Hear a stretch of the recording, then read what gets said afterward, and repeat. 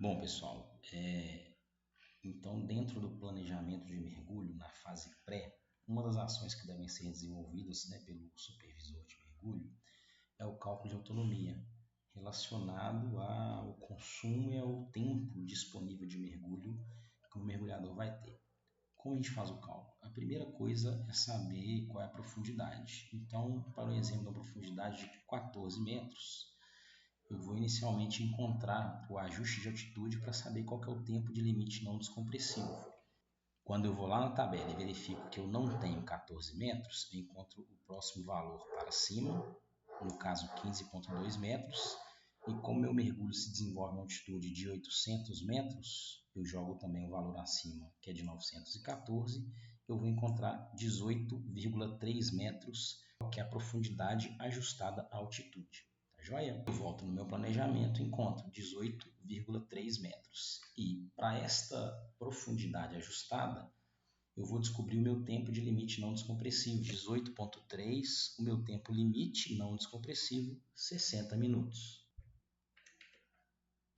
Encontrei 60 minutos.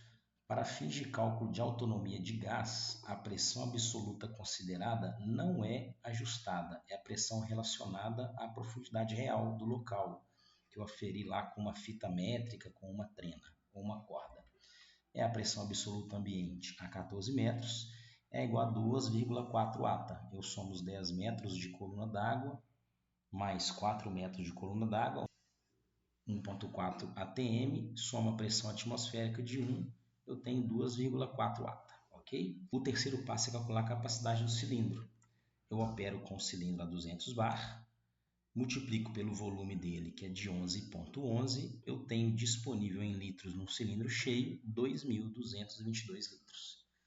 Feito isso, eu vou calcular a minha TCS, que é a minha taxa de consumo de superfície.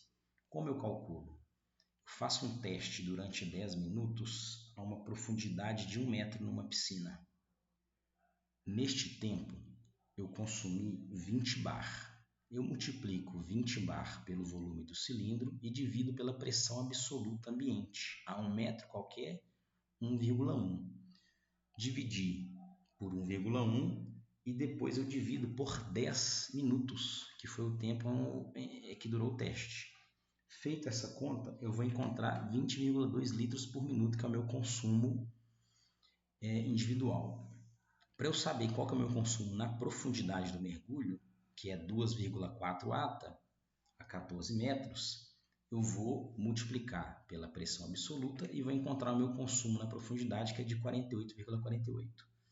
Toda vez que se tratar de consumo, eu vou arredondar para mais, para eu considerar que meu consumo é maior do que ele realmente é, para ser conservador, né? Então, toda vez que eu falar de consumo, eu vou arredondar para cima, para que eu considere que o meu consumo é maior do que ele realmente é, para que eu seja conservador. O próximo passo, eu já tenho a quantidade de gás disponível no meu cilindro e eu vou dividir pelo meu consumo na profundidade, que é de agora então 49, como eu arredondei. Encontrei 43,54 minutos, que é o tempo total disponível para mergulho. Se eu falo em tempo total disponível para mergulho, para ser conservador, eu vou reduzir esse tempo. Então, neste caso, o arredondamento seria para baixo, 43 minutos. Mas esse tempo ele vai ser penalizado por alguns detalhes relacionados ao mergulho.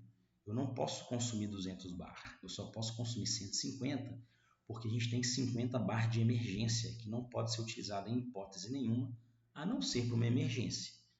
Quando o meu cilindro atinge 50 bar, eu encerro a minha operação. Então eu tenho que retornar para a superfície. Então, nesse caso, eu tenho que retirar os 50 bar. Como que eu faço isso? Eu multiplico 50 bar por 11,11 litros, que é a capacidade do cilindro, e vou dividir pelo consumo individual na profundidade, que eu já sei que é 49. Quando eu faço essa conta, eu encontro 11,33 minutos, que é a primeira penalidade que eu tenho em tempo. Como eu tenho que respeitar um tempo de subida adequado no mergulho de 9 metros por minuto, e considerando que eu estou mergulhando a 18 metros, obviamente eu vou perder mais 2 minutos de tempo de fundo.